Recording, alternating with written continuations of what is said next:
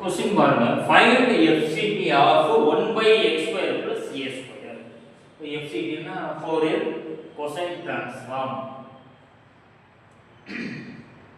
இப்படி இருந்துச்சுனாலே நம்ம first step என்ன பண்ணனும்னா f of x is equal to e power minus ax.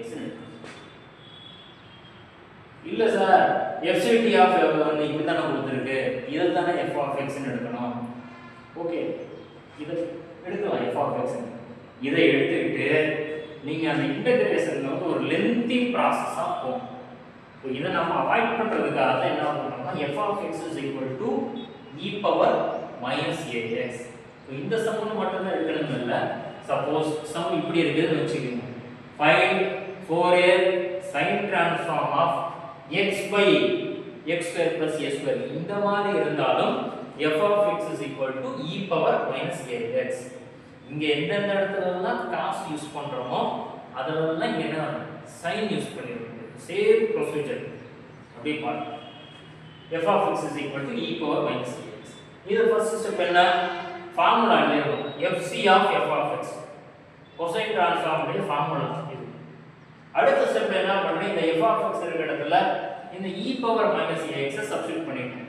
இத ஈக்குவேஷன் 1 ன்னு எடுத்துட்டோம் இத ஈக்குவேஷன் 2 ன்னு எடுத்துட்டோம். இப்போ இத நம்ம இன்டகிரேஷன் பண்ணனும். இந்த பார்ட் இதுக்கு ஒரு ஃபார்முலா படிச்சிருப்பீங்க. இந்த ஃபார்முலா பாருங்க e பவர் அதாவது integral 0 to infinity e power minus ax cos bx dx is equal to e power minus ax by a square plus b square a cos bx plus b sin dx. இப்போ இதே இடத்துல இந்த some இங்க இருக்க சம்க்கு நம்ம என்ன செய்யணும் sin ss வரும் இங்க sin வரும் இங்க sin bx ன்னு வரும். இப்போ sin bx னா அதுக்கு ஒரு ஃபார்முலா இருக்கு. அதே தான்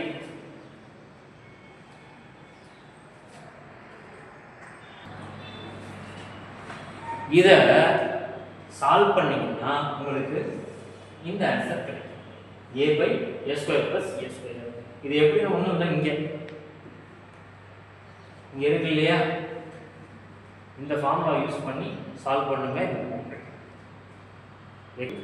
அப்பர் லிமிட் இன்ஃபினிட்டி அதாவது இந்த இடத்துல ஃபுல்லா upper limit infinity lower limit 0. இத போட்டீங்கன்னா ஒரு ஆன்சர் கிடைக்கும். அதுதான் இங்க போட்டுருக்கோம்.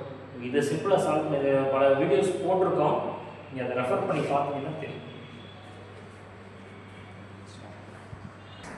இன்வர்ஷன் ஃபார்முலா யூஸ் இன்வர்ஷன் ஃபார்முலாங்கிறது உங்களுக்கு தெரியும். இப்போ ஃபர்ஸ்ட் என்ன பண்ணியிருக்கோம் Fourier cosine transform formula use பண்ணி சால்வ் பண்ணியிருக்கேன். எனக்கு ஒரு ஆன்சர் கிடைச்சிருச்சு. அதை அப்படியே வச்சுக்கிட்டு அடுத்து இன்வர்ஷன் ஃபார்முலா யூஸ் பண்ணி இன்வர்ஷன் ஃபார்முலா ஜஸ்ட் ரைட் பண்ணி இந்த இடத்துல நம்ம ஒரு ஆன்சர் கண்டுபிடிச்சோம்ல இப்ப அதை சப்ஸ்டிட்யூட் பண்றோம். இதோட ஆன்சர் என்ன இது எடுத்து எழுதியாச்சு. அதாவது கொசைன் டிரான்ஸ்ஃபார்ம் யூஸ் பண்ணி சால்வ் பண்ணோம்ல நமக்கு கிடைச்ச ஆன்சரை இங்கே எழுதிட்டோம். இப்போ அடுத்த ஸ்டெப் என்ன பண்ணுறேன் இதையும் அப்படியே மல்டிப்ளை பண்ணுறேன். மல்டிப்ளை பண்ணால் ஸ்கொயர் ரூட் ஆஃப் என்ன வரும் 2 வந்துடும். இந்த a is a constant வெளியே எடுத்துறேன். Square root of y square root of π இத அப்படியே எடுத்து எழுதிறேன். 0 to infinity cos sx இங்க எழுதிறேன். டினாமினேட்டர்ல இங்க எடுத்து போட்டுறேன். அடுத்த ஸ்டெப் என்ன பண்றேன்னா x இருக்கிற இடத்துல எல்லாம் s ஆகும். s வந்து x ஆகும். ரெண்டு இன்டர்சேஞ்ச் பண்றோம். சோ இன்டர்சேஞ்ச் பண்ணோம்னா we get இந்த லெஃப்ட் ஹேண்ட் சைடுல x இருக்கிற இடம் வந்து எப்படி மாறிடும் s ன்னு மாறிடுமா e power minus as. இந்த சைடு போடல இதுக்கு பதிலா நான் ரைட் ஹேண்ட் சைடு இந்த சைடு அதே மாதிரி இங்க இந்த 2a by π அப்படியே எடுத்து எழுதியாச்சு.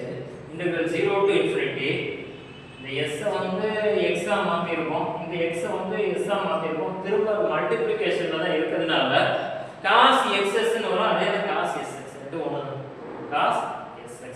டினாமினேட்டர்ல s இருக்குது. இத வந்து நான் என்ன பண்ணிட்டேன்னா x ஆ மாத்திட்டேன். இந்த மாதிரி கிடைச்சிருச்சு. இப்போ அதோட விட இங்க s இருக்கு. இந்த இடத்தை x ஆ மாத்தியாச்சு dx. புரியுதா? நான் இத மட்டும் ஃபிக்ஸ் பண்ணிட்டு இத அப்படியே ரைட் ஹேண்ட் சைடு கொண்டு ரைட் ஹேண்ட் சைடு கொண்டு போனா என்ன வரும் இங்க டினாமினேட்டர்ல பை நியூமரேட்டர்ல பை இங்க 2a வந்து இங்க பை பை 2a அப்படி நமக்கு ஆன்சர் கிடைச்சு. நமக்கு क्वेश्चन என்னன்னு பாருங்க. क्वेश्चन என்ன? FCT of 1 by x square plus a square. Equation 1 வந்து நம்ம நல்லா பார்க்கணும். ஈக்குவேஷன் 1 பாருங்க. 1ல ரைட் ஹேண்ட் சைடு எப்படி இருக்கு? Left hand side fc of f of x square root of 2 pi pi integral 0 to infinity f of x cos sx dx. இதுதான் equation 1 ன்னு எடுத்துறோம். இப்போ நம்ம இன்வெர்சல் ஃபார்முலாவை யூஸ் பண்ணி அப்படியே சால்வ் பண்ணிட்டு இந்த ஸ்டெப். இப்போ ஈக்குவேஷன் 1 உடைய ரைட் ஹேண்ட் சைடையும் இதையும் பாருங்க. இங்கேயும் cos sx இருக்கு, இதுலயும் cos sx இருக்கு, இங்கேயும் dx இருக்கு, இதுலயும் dx இருக்கு. என்ன டேர்ம் எக்ஸ்ட்ரா இருக்கு? இங்க f of x இருக்கு, அதுக்கு பதிலா இங்க என்ன இருக்குது? x square by a square கீழ இருக்கு. இத என்ன சொல்லலாம்? இங்க 1 இருக்கிற மாதிரி அசியூம் பண்ணிக்கலாமா? 1 by x square plus a square தான் f of x கிடைச்சமா நமக்கு. இந்த ஈக்குவேஷன் 1 பாருங்க. இப்போ நம்ம சிம்பிளிஃபை பண்றத பாருங்க. ரெண்டையும் கம்பேர் பண்றப்போ உங்களுக்கு என்ன டேர்ம் மிஸ் ஆகுதுன்னு தெரியும். f of x அதாவது f of x தான் நம்ம எடுப்போம். இப்போ அந்த ரீசனால நான் என்ன பண்றேன்னா ஈக்குவேஷன் 1ல square root of 2 by pi இருக்குல, ஈக்குவேஷன் 1ல பாருங்க இங்க square root of 2 by pi இருக்கு. சோ அத நான் வச்சு லெஃப்ட் ஹேண்ட் சைடுலயும் ரைட் ஹேண்ட் சைடுலயும் மல்டிப்ளை பண்றேன்.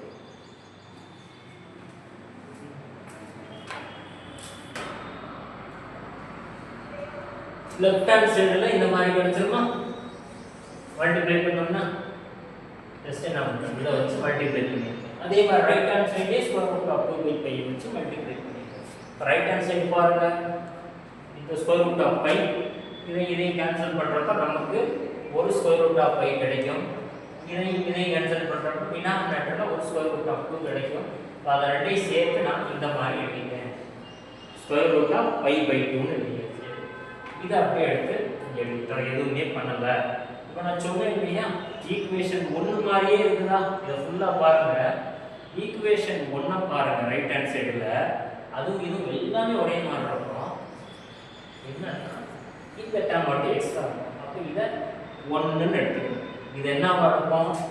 f of x அந்த வேல்யூ வந்து பிராக்கெட்ல எழுதுவோம். இப்போ ஃபார்முலா எப்படி எழுதிருக்கோம் ஜெனரலா? இந்த இல்லையா fc of f of x இப்படிதான் ஃபார்முலா எழுதுவோம். அந்த f of x வச்சுட்டு டெரைவ் பண்ணுவோம். இப்போ நம்ம இனிஷியலா எடுத்தது e power minus ax. நமக்கு லாஸ்டா கிடைச்சது எப்படி கொண்டு வந்திருக்கோம்? 1 by ஆக எடுத்து பிராக்கெட்ல போட்டுட்டோம். இந்த சைடு எடுத்துக்கலாம். ஈக்குவேஷன் 1 தான் எழுதிருக்கேன். ஈக்குவேஷன் 1 ல லெஃப்ட் ஹேண்ட் சைடு பாருங்க fc of f of x ன்னு இருக்கும். இந்த பிராக்கெட் குள்ள என்ன வேல்யூ இருக்கோ அதுதான் என்ன இன்டகிரலுக்கு அடுத்து அப்பியர் ஆகும். இப்போ இங்க என்ன இருக்குது? இன்டகிரலுக்கு அப்புறம் அப்பியர் ஆகுது 1 by x square plus a square into தான் cos x. இப்போ இந்த இன்டகிரலுக்கு அப்புறம் அப்பியர் ஆகக்கூடிய அந்த நம்ம பிராக்கெட்ல எழுதுவோம். அத தான் எடுத்து இங்க எழுதி இருக்கேன். புரியுதா? சரி ஓகே சார். ஒரு ப்ராப்பர்ட்டி இருக்கு. அதாவது உங்களுக்கு எல்லாருக்குமே தெரியும் cos டிஃபரன்ஷியேட் பண்ணா என்ன? மைனஸ். sin டிஃபரன்ஷியேட் பண்ணா cos. அது டிஃபரன்ஷியேட் பண்றோம் with respect to s ஆ இல்ல x ஆங்கிறது இது ஃபார்முலா தெரியும். fc of f of x is equal to இது ஃபார்முலா. நான் என்ன பண்றேன்? இந்த லெஃப்ட் ஹேண்ட் சைட டிஃபரன்ஷியேட் பண்றேன் with respect to s. s பொறுத்து பண்றேன். இத அப்ப இந்த டேர்ம் அப்படியே வந்துரும். இந்த இன்டகிரல் அப்படியே வந்துரும். இந்த f of x அப்படியே வந்துரும். ஏன்னா x பொறுத்து பண்ணல. டிஃபரன்ஷியேட் பண்றது s பொறுத்து பண்ணணும். இங்க வேற எங்க s அப்பியர் ஆயிருக்கு? இந்த இடத்துல அப்பியர் ஆயிருக்கு.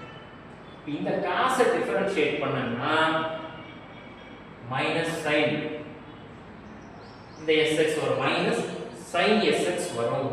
அடுத்து இந்த sx டிஃபரன்ஷியேட் பண்றப்ப we get s. Sorry x. ஏன் x வருதுன்னா s பொறுத்து பண்றோம். சோ சப்போஸ் இங்க x பொறுத்து பண்ணோம்னா இந்த இடத்துல என்ன வரும் s வரும் கன்ஃபியூஷன் ஓ இங்க x இந்த x இங்க எடுத்து எழுதிருக்கேன் x dx அடுத்து என்ன பண்றோம் இந்த x அப்படியே இது கூட சேர்த்துறோம் அதனால x f of x ன்னு எழுதிருக்கோம் இந்த சைனஸ் x அப்படியே போடுறேன் இங்க அப்பியர் ஆன மைனஸ் இருக்கு இல்லையா அது தூக்கி வந்து இங்க போடுறோம் அதான் உள்ள வந்து மைனஸ் இங்க போடுறோம் சோ இந்த மைனஸ் அப்படியே இங்க எடுத்து எழுதியாச்சு இந்த ஃபார்முலா மட்டும் பாருங்க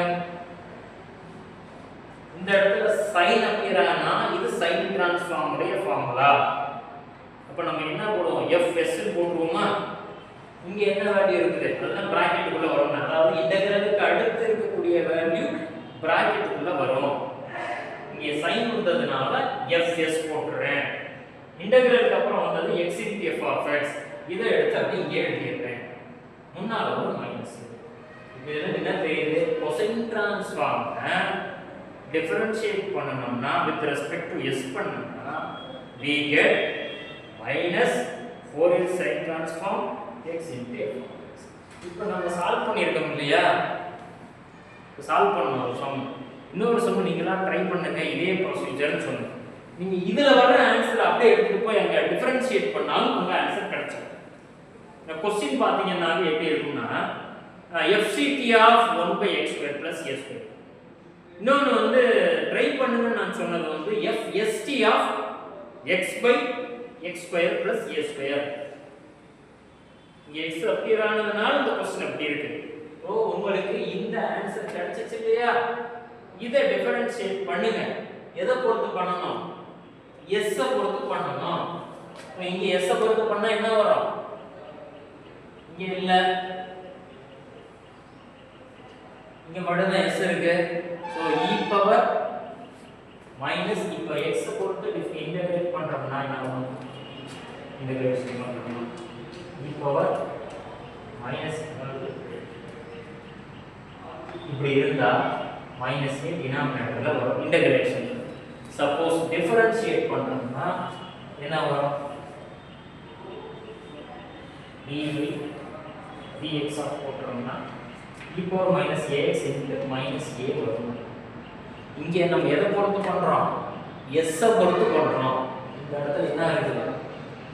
s இருக்கு. இங்க s இதுதான் s என்ன இருக்கும்? e power minus as differentiate பண்ணா எனக்கு ஒரு மைனஸ் a எக்ஸ்ட்ரா வரும்.